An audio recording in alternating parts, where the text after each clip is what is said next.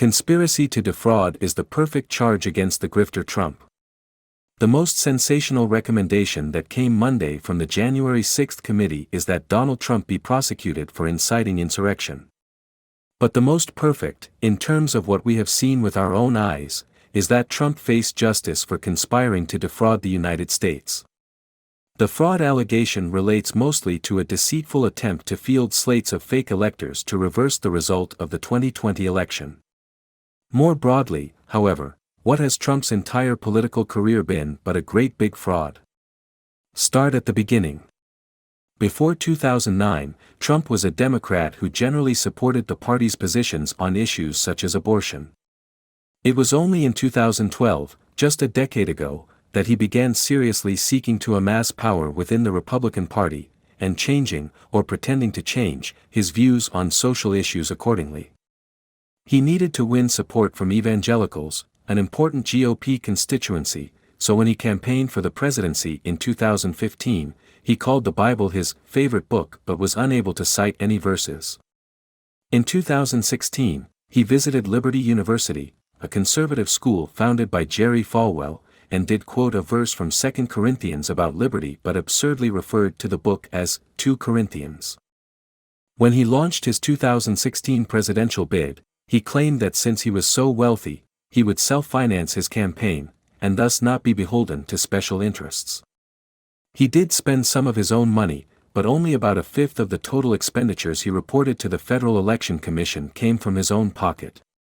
The rest he raised from donors big and small, including low-income supporters for whom giving any amount of money was a stretch.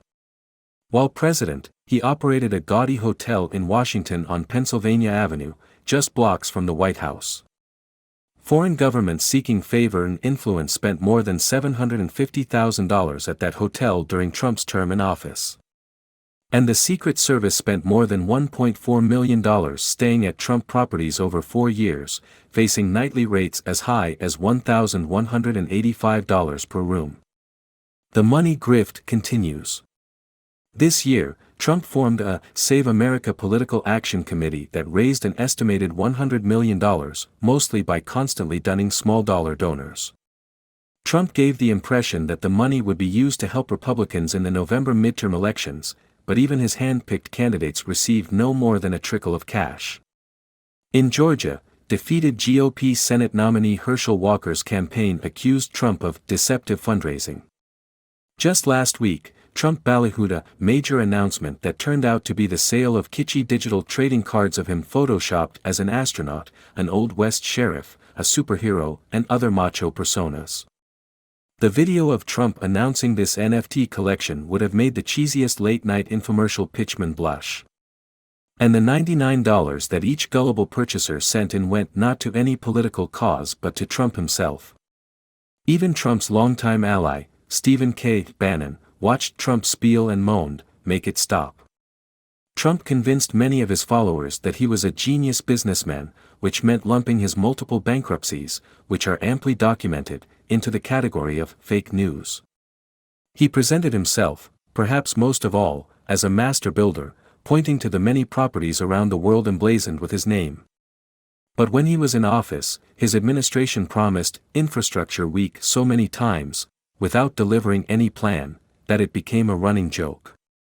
It took his successor, President Biden, to finally shepherd through Congress and sign a long-overdue $1.2 trillion bipartisan infrastructure bill.